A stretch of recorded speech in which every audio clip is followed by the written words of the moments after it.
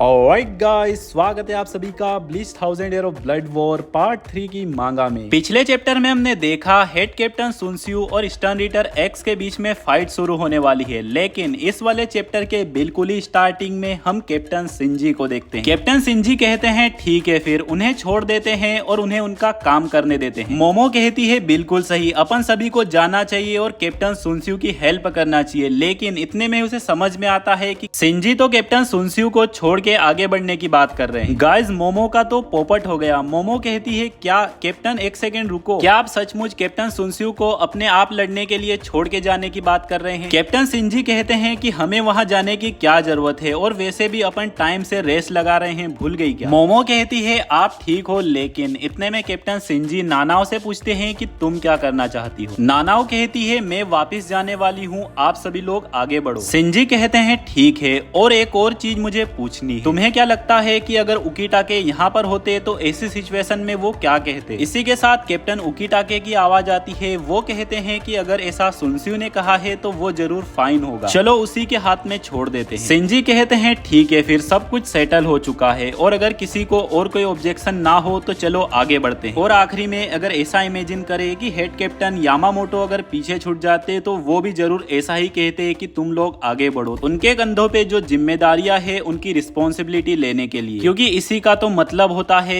एक head captain होना। इसी के साथ सीन शिफ्ट होता है कैप्टन सुन त्सू और स्टर्न रीडर एक्स के ऊपर। एक्स कहता है ये हुई ना लापरवाही वाली बात, क्या तुम्हें ऐसा लगता है कि क्लोज में होने से तुम्हारी स्वॉर्ड को एडवांटेज मिलेगा? सुन त्सू कहते हैं हाँ मुझे तो ऐसा ही लगता है, मैं कहना चाहता हूँ कि मैंने तो तुम्हें पहले से ही काट दिया है ना? और इतने में भाई साहब हम देखते हैं स्टर्न रीडर एक्स की गन और ज्यादा कट कर नीचे गिर जाती है। सुन त्सू कहते हैं मेरा इरादा तो तुम्हारा पूरा हाथ काटने का था, लेकिन मैं कुछ ज्यादा ही दया वाला निकला। और इसी के साथ भाई साहब हम देखते हैं एक्स अपनी गन को वापस पूरी की पूरी तरीके से रिस्टोर कर लेता है, वापस बना लेता है। हैकर है भाई, हैकर है, ये बंदा तो लिटरली हैकर है गाइस। एक्स बताता है जो मेरी गन है यही तो मेरी बो है, जो कि मैंने रेसी से क्रिएट की है। सुन त्सू कहते हैं अच्छा, तो इसका मतलब मैं कितनी भी बार इसे काट दूं या फिर तोड़ दूं, तुम इसे वापस बना लोगे और लड़ते रहोगे, लेकिन क्या तुम रूल्स तो नहीं भूल रहे हो? इतना कह के वापस से सुन त्सू स्टर्न रीडर एक्स के पीछे आ जाते। सुन त्सू अपनी स्वॉर्ड से फटाक से अटैक करते हैं, लेकिन एक्स उसे वापस डॉज कर देता है। सुन त्सू कहते हैं अगर तुमने अपनी आंखें मुझसे एक मूवमेंट के लिए भी हटा ली, और अगर तुमने अपनी आंखों से मेरी शेडो के ऊपर एक झलक भी डाली, उसके बाद सब कुछ प्रोजेक्ट होता ही रहेगा, जो कि मेरी परछाई होगी। क्या तुम्हें कुछ याद आया जब तुम छोटे बच्चे थे, कभी कभार तुम्हारी खुद की शेडो ही तुम्हें डरा देती थी पूरी तरीके से? इसी के साथ हम देखते हैं कैप्टन सुन त्सू की बहुत सारी परछाइयां ऊपर की साइड बन जाती है, और एक परछाई पीछे से एक्स को अपनी तलवार घुसा देती है। एक्स चिल्लाते हुए कहता है कि तुमने अब ये कर दिया, ये तीसरी बार हुआ है। गाइस हम देखते हैं एक्स अपनी दूसरी आंख को भी खोल लेता है, जो कि हमेशा ही बंद होती है। एक्स कहता है जब मेरी दोनों आंखें खुली होती है तभी मैं अपनी एक्स एक्सिस के फुल पावर को यूज कर पाता हूँ, और अगर दूसरे शब्दों में कहूँ, मेरी बुलेट्स तुम्हारी बॉडी से पास हो सकती है, और तो और तुम्हारी स्वॉर्ड से भी, और तुम्हारी स्वॉर्ड मेरी बॉडी से भी पास हो सकती है। और गाइस हम देखते हैं एक्स के अंदर से जो तलवार सुन त्सू ने घुसा के रखी है वो भी निकल जाती है, और इसे कुछ भी नहीं होता। ये देख के सुन त्सू कहते हैं अच्छा, जब तुम्हारी दोनों आंखें खुली होती है तब तुम में से सब कुछ ही आर पार हो जाता है। एक्स कहता है बिल्कुल सही, इस मूवमेंट पे पूरे वर्ल्ड में ऐसा कोई वेपन ही नहीं है जो कि मुझे मार सके। जब मैं अपनी बैटल में बहुत ही ज्यादा डेंजर को महसूस करता हूँ तब मैं उस टाइम पर अपनी दोनों आंखों को खोल सकता हूँ। जब भी मेरी दोनों आंखें खुली होती है, जो क्रिमिनल्स और चीटर्स होते हैं वो मेरी दया पर जीते हैं बस। सुन त्सू कहते हैं अच्छा ऐसा है क्या, तो क्यों ना तुम जल्दी से अपनी आंख को वापस बंद कर लो। एक्स कहता है जब मैं अपनी थर्ड टाइम आई को ओपन कर लेता हूँ बैटल के अंदर, तब मैं पूरी बैटल में इसे खोल कर रख सकता हूँ। गाइस जिस तरह से एक्स कह रहा है उस हिसाब से तो इस आई का नाम है थर्ड टाइम आई, मतलब क्या मालूम क्यों पर यही नाम है। मैं वो फाइनल क्वींसी हूँ जिसे की मैजेस्टी ने अपनी पावर दी है, मैजेस्टी का ग्रेटेस्ट चैंपियन। मैं इंसान से कहीं आगे हूँ, एकदम गॉड होने के किनारे पर हूँ, और इस गॉड जैसी क्रिएशन के लिए ऐसी नाजुक परिस्थिति में आकर तीसरी बार अपनी आंख को खोल लेना, ये चीज ऐसी है जो कि नहीं होनी चाहिए। एक्स के इतना बोलते ही हम देखते हैं वो भाई साहब एकदम लिटरली किसी और शख्स में ही ट्रांसफॉर्म हो जाता है। जो क्विंसिस में वॉल्स्टन डिक टेक्निक होती है उससे भी कहीं ज्यादा अल्ट्रा प्रो मैक्स वाले वर्जन में आ चुका है ये बंदा, और इसका नाम होता है जाइरेल। इसी के साथ हम देखते हैं कैप्टन सुन त्सू यहाँ से मूव होने की कोशिश करते हैं, लेकिन वो अपने मन में कहते हैं कि मैं इससे से मूव नहीं कर पा रहा हूँ। और जो एक्स होता है वो अपने एक विंग के अंदर से 3 अटैक कर देता है कैप्टन सुनस्यू के ऊपर और वो तीनों अटैक कैप्टन सुनस्यू को लग जाते हैं। अगले ही सीन में हम देखते हैं कैप्टन सुनस्यू बहुत ही ज्यादा घायल हो चुके हैं, उनके अंदर से बहुत ही ज्यादा ब्लीडिंग हो रही है और वो यहाँ से जैसे तैसे भाग रहे हैं। कैप्टन सुनस्यू एक जगह पर रुक कर अपने आप से कहते हैं कि इतने ज्यादा वुंड्स के बाद भी मैं भाग पा रहा हूँ, मैं अच्छा भाग रहा हूँ। अगर मैं सच्चाई कहूँ तो ये ज्यादा आसान होता कि मैं वहीं पर उसी स्पॉट पे मारा जाता इसकी बजाय। तो यही दिक्कत होती है इतना ज्यादा स्ट्रॉन्ग होने में कि तुम शांति से मर भी नहीं सकते। मुझे लगता है कि अगर मैं ऐसी बातें करता हूँ तो सिर्फ नानाव ही अकेली है जो कि इनका मजाक उड़ा सकती है। इतने में ही हम देखते हैं कैप्टन सुनस्यू के ऊपर और भी ज्यादा एक्स के अटैक आके लगते हैं, लेकिन कैप्टन सुनस्यू यहाँ से जंप कर जाते हैं। एक्स कैप्टन सुनस्यू से कहता है कि तुम अच्छे से भाग पा रहे हो तुम्हारी इंजरीज को देखते हुए, लेकिन क्या तुम्हें ऐसा लगता है कि तुम मुझसे बच के भाग सकते हो? और गाइस हम देखते हैं पता नहीं कैसे लेकिन ये लाइट का खंबा ओबिटो वाली कामोई का यूज करके यहाँ पर टेलीपोर्ट हो जाता है, जिसके ऊपर कैप्टन सुनस्यू अटैक करने वाले होते हैं। लेकिन यहाँ पर ये लाइट का खंबा कहता है कि मैंने तुम्हें पहले भी कहा है कि कोई भी वेपन्स मेरे ऊपर काम नहीं करने वाले। इसी के साथ हम देखते हैं कैप्टन सुनस्यू की ब्लेड के अंदर से एक रिंग निकलती है लाइट की तरह और कहता है तो फिर क्यों ना कीडो ब्लेड इस्तेमाल करूं। कैप्टन सुनस्यू हार्डो नंबर 78 का इस्तेमाल करते हैं जिसका नाम होता है ज़ांजेरिन, जिससे कि यहाँ पर पूरी की पूरी बिल्डिंग में ही बहुत बड़ा धमाका हो जाता है। इसी के साथ सीन शिफ्ट हो जाता है कैप्टन शिंजी के ऊपर। कैप्टन सुनस्यू कहते हैं फाइनली हम लोग उनके हेडक्वार्टर तक पहुंच चुके हैं, जोश दिखाने का समय आ चुका है। सभी के सभी चिल्लाते हैं यस सर। इसी के साथ हम देखते हैं यहाँ पर एक बंदे की बहुत ही खतरनाक तरीके से एंट्री हो जाती है। उराहरा कहते हैं ये बंदा इतनी दूर से कैसे आ गया एकदम से, और ये बंदा होता है गेरार्ड द वेलकरी। और गाइस पता नहीं क्यों लिटरली मेरे को ये बंदा सारे स्टर्न रिटर्स में सबसे ज्यादा पावरफुल लगता है। गेरार्ड आते के साथ इन सभी को कहता है कि घुसपैठियों तुमने बहुत ही बढ़िया काम किया कि तुम इतने आगे तक आ चुके हो। शिंजी कहते हैं कि ऐसा नहीं है कि हम तुम्हारे पास आए हैं, बस तुम ही एकदम आसमान में से टपक गए हो। गेरार्ड कहता है जो भी हो अब ये खत्म हो चुका है, अगर तुम्हें आगे के लिए प्रोग्रेस करना है तो तुम्हें जरूर मुझे हराना पड़ेगा। शिंजी कहते हैं तुम मेरी बात सुन भी नहीं रहे हो, इस बंदे की दिक्कत क्या है आखिरकार। इतने में शिंजी गेरार्ड के ऊपर अपनी शिकाई से अटैक कर देता है और कहता है ठीक है फिर अब हम तुम्हें हरा कर आगे बढ़ते हैं। शिंजी कहते हैं क्या तुम इसे हरा सकते हो? रेंजी कहता है कि यही मेरा प्लान है। गेरार्ड कहता है किसी ने कुछ कहा क्या मुझे 1 वर्सेस 1 में हराने का? इतना कह के बहुत ही खतरनाक तरीके से वो अपने क्लॉक को फैला देता है जिससे कि कैप्टन शिंजी का रास्ता ब्लॉक हो जाता है। गेरार्ड कहता है किसी चमत्कार से भी तुम मुझे सिंगली नहीं हरा सकते, इसीलिए तुम सारे के सारे लोग एक साथ आओ। शिंजी कहते हैं ऐसा करने के लिए हमें तुमने ही कहा है, याद रखना। इसी के साथ सीन वापस से कैप्टन सुनस्यू के ऊपर शिफ्ट हो जाता है जो कि एक जगह पर बैठे होते हैं और वो अपने आप से ही कहते हैं कि मैंने ऐसा कभी भी नहीं सोचा था कि कीडो का इफेक्ट इतना ज्यादा कम होगा कि एक स्क्रैच भी उसके ऊपर नहीं आए। क्या इसी को कहते हैं सारे ऑप्शंस का खत्म हो जाना। मैं भाग भाग कर वापस वहीं पर आ गया जहां से हम लोगों ने शुरुआत की थी। मुझे लगता है सारे के सारे लोग यहाँ से अभी बहुत ही ज्यादा दूर होंगे। नानाओ मुझे माफ करना अगर इसके अंदर तुम भी आ गई तो। सुनस्यू कहते हैं अब मुझे अगला और अपना फाइनल ऑप्शन को यूज करना चाहिए, और भाई साहब इसी के साथ कैप्टन सुनस्यू बोल देते हैं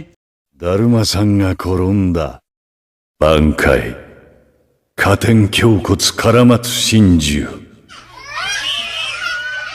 भाई साहब कैप्टन सुनस्यू की बांकाई हो चुकी है एक्टिवेट। लिटरली इस सीन का मैंने कितना वेट किया मैं बता नहीं सकता।